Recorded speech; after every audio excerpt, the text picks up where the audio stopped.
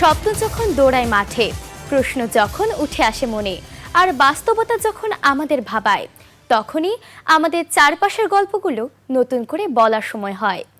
শিশু কিশোরদের চোখে দেখা, বোঝা আর বলার এক প্ল্যাটফর্ম। স্বাগতম, আপনারা দেখছেন মুক্ত খবর। আমি বেহজারিন হাসান তারফি।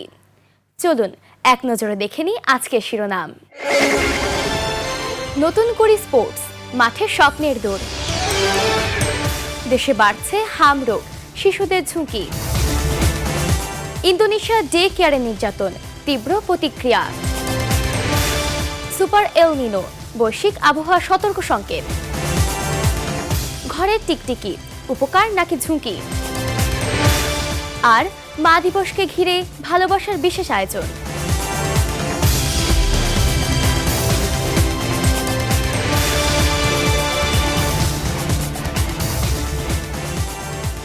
খবর শুধু ঘটনা নয়, এটি অনুভূতিও।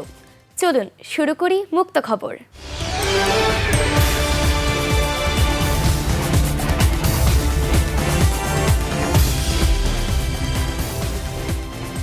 শুরু করছি উদ্দীপনা দিয়ে, যেখানে মাঠে নামছে ভবিষ্যতের তারকারা। নতুন করে স্পোর্টস 2026, সিলেট থেকে শুরু হলো এই স্বপ্নের যাত্রা। বিস্তারিত জানাচ্ছেন রাদিয়া ইসলাম হৃদি।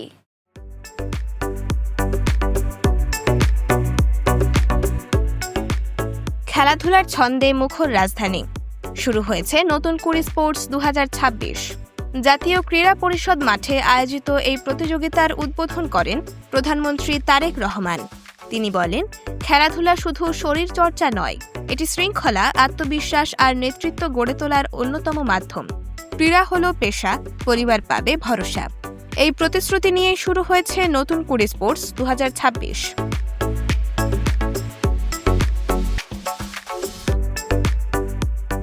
সিলেটের রিকাবিবাজার স্টেডিয়ামে রঙিন আয়োজনে প্রতিযোগিতার উদ্বোধন করা হয়। ট্রফি ও লোগো উন্মোচনের মধ্য দিয়ে আনুষ্ঠানিকভাবে যাত্রা শুরু হয় এই বড় আয়োজনের। উদ্বোধনী মুহূর্তেই ফুটে ওঠে ভবিষ্যৎ ক্রীড়াবিদদের স্বপ্ন আর সম্ভাবনার ছবি।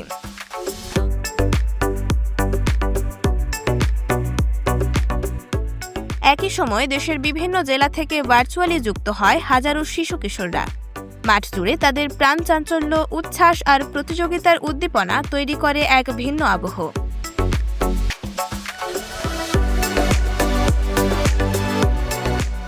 বারো থেকে 14 বছর বয়সী কিশোর কিশোরীদের প্রতিভা খুঁজে বের করে সঠিক প্রশিক্ষণের মাধ্যমে জাতীয় পর্যায়ে খেলোয়াড় হিসেবে গড়ে তোলাই এই উদ্যোগের মূল লক্ষ্য। তোমরা স্পোর্টসের মাধ্যমে সারা বাংলাদেশকে পৃথিবীর সামনে তুলে ধরবে। তোমরা প্রত্যেকে এক একজন বাংলাদেশের অ্যাম্বাসাডর হবে। তোমাদেরকে বাংলাদেশের দায়িত্ব নিতে হবে, কারণ ইউ আর দ্য ফিউচার। তোমরাই হচ্ছে বাংলাদেশের ভবিষ্যৎ। ক্রিকেট, ফুটবল, কাবাডি, অ্যাথলেটিক্স, দাবা, ব্যাডমিন্টন, সাঁতার ও মার্শাল আর্ট, এই 8টি ডিসিপ্লিনে প্রতিযোগিতা চলছে দেশ জুড়ে। ইতোমধ্যে প্রায় 1.5 লক্ষাধিক অংশগ্রহণকারী নিবন্ধন করেছে, যা এই আয়োজনের ব্যাপকতা ও জনপ্রিয়তাকে স্পষ্ট করে।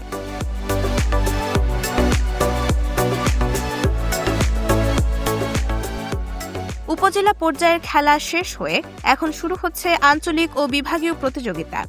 আগামী 13 থেকে 22 মে পর্যন্ত চলবে এই ধাপ, যেখানে সেরাদের মধ্য থেকে বাছাই করে জাতীয় পর্যায়ে নেওয়া হবে। আয়োজকদের বিশ্বাস, এই প্ল্যাটফর্ম থেকেই উঠে আসবে দেশের ভবিষ্যৎ তারকা ক্রীড়াবিদরা, যারা একদিন আন্তর্জাতিক অঙ্গনেও বাংলাদেশের পতাকা উড়িয়ে গর্বিত করবে। রাদিয়া ইসলাম হৃদি, মুক্ত খবর, 21 টেলিভিশন।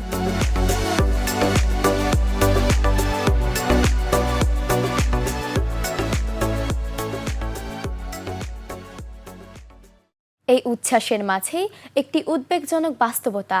দেশে আবারও বাড়ছে হামরোগের সংক্রমণ, আর সবচেয়ে বেশি ঝুঁকিতে শিশুরা। এই পরিস্থিতি নিয়ে বিস্তারিত জানাচ্ছেন মেহজাবিন জাহান জারা।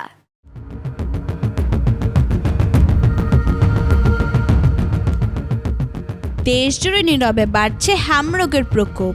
একসময় অনেকটাই নিয়ন্ত্রণে থাকা এই সংক্রামক ভাইরাস আবারও হয়ে উঠছে জনস্বাস্থ্যের জন্য বড় উদ্বেগ। হাসপাতালগুলোতে বাড়ছে জ্বর, সর্দি, কাশি ও শরীরে লালচে ফুসকুড়ি নিয়ে আসা শিশু রোগীর সংখ্যা। চিকিৎসকরা বলছেন এসবই হতে পারে হামরোগের প্রাথমিক লক্ষণ। হাম একটি অত্যন্ত সংক্রামক রোগ। আক্রান্ত ব্যক্তির হাঁচি, কাশি, স্পর্শ কিংবা বাতাসের মাধ্যমে খুব দ্রুত ছড়িয়ে পড়ে এই ভাইরাস।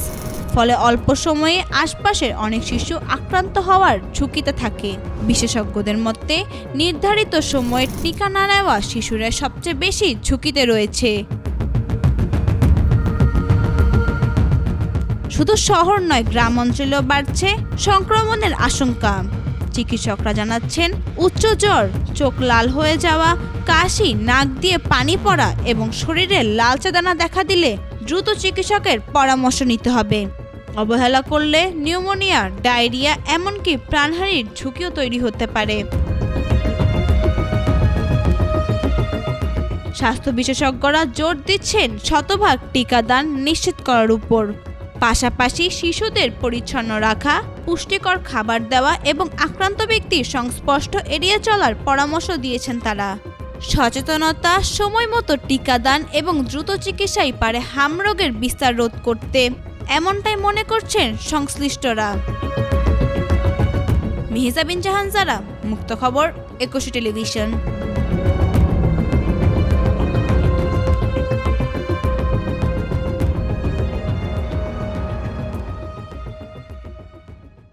আনন্দ আর উদ্বেগ দুটোই আমাদের বাস্তবতার অংশ।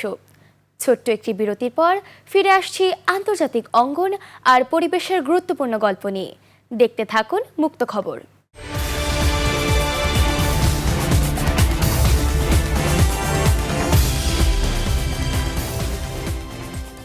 বিরতির পর আবারও স্বাগতম। আপনারা দেখছেন মুক্ত খবর। চলুন এবার চোখ রাখি বিশ্বজুড়ে। ইন্দোনেশিয়ার একটি ঘটনা নাড়িয়ে দিয়েছে পুরো দেশকে। ডে কেয়ার সেন্টারে শিশু নির্যাতনের অভিযোগ, যার ভিডিও ছড়িয়ে পড়েছে সামাজিক মাধ্যমে। বিস্তারিত জানাচ্ছেন ওয়াসি সারওয়ার প্রাজ্ঞ।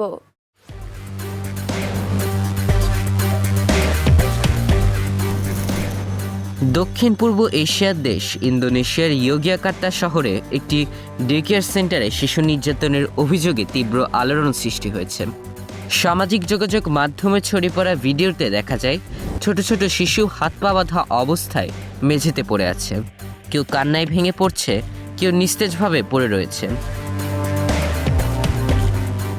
অভিযোগ রয়েছে ওই প্রতিষ্ঠানে শিশুদের চুপ করিয়ে রাখতে ও নিয়ন্ত্রণে রাখতে মাদক জাতীয় পদার্থ ব্যবহার করা হতো। তদন্তে জানা গিয়েছে লিটল আরিশা নামে ওই ডে কেয়ারে নিবন্ধিত 103 শিশুর মধ্যে অন্তত 53 জন নির্যাতনের শিকার হয়, যাদের অধিকাংশই 2 থেকে 3 বছর বয়সী। ঘটনার পর দ্রুত অভিযান চালিয়ে প্রতিষ্ঠানটি সিলগালা করা হয়েছে। পুলিশ জানিয়েছে প্রধান সহ 13 জনকে গ্রেফতার করা হয়েছে এবং ঘটনার পূর্ণাঙ্গ তদন্ত চলছে।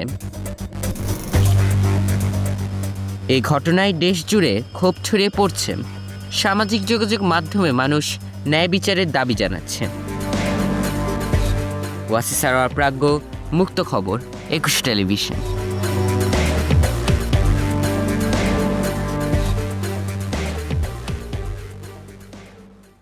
এবার পরিবেশ, যা আমাদের সবার জীবনেই প্রভাব ফেলে। সুপার এল নিনো, যা বিশ্বজুড়ে আনতে পারে চরম আবহাওয়ার পরিবর্তন।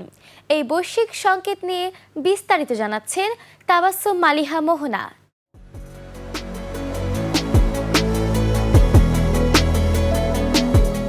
বিশ্ব জলবায়ুর একটি গুরুত্বপূর্ণ প্রাকৃতিক ঘটনা এল নিনো। প্রশান্ত মহাসাগরের পানির তাপমাত্রা স্বাভাবিকের চেয়ে বেড়ে গেলে এটি সৃষ্টি হয়, আর যখন এই উষ্ণতা দীর্ঘস্থায়ী ও তীব্র হয় তখন তাকে বলা হয় সুপার এল নিনো।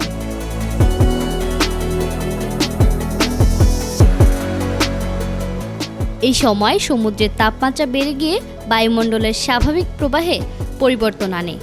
ফলে কোথাও তীব্র গরম ও খরা, আবার কোথাও অতিবৃষ্টি ও বন্যার মতো চরম আবহাওয়াও দেখা যায়। এতে কৃষি, পানি সম্পদ এবং মানুষের দৈনন্দিন জীবনে সরাসরি প্রভাব পড়ে।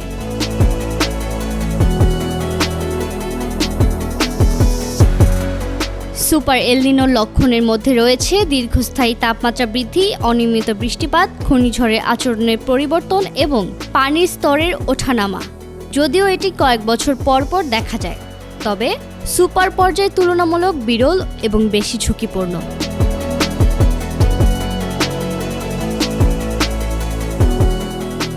বিশেষজ্ঞরা বলছেন এর প্রভাবে খাদ্য উৎপাদন কমে যেতে পারে, পানির সংকট দেখা দিতে পারে এবং স্বাস্থ্য ঝুঁকি বাড়তে পারে। বিশেষ করে কৃষি নির্ভর দেশগুলোতে এর প্রভাব বেশি। তাই আগাম প্রস্তুতি, পানি ও খাদ্য ব্যবস্থাপনা এবং পরিবেশ সুরক্ষায় সচেতনতা বাড়ানোর উপর জোর দিচ্ছেন সংশ্লিষ্টরা। তাবাসসুম মালিহা মোহনা, মুক্ত খবর, 21 টেলিভিশন।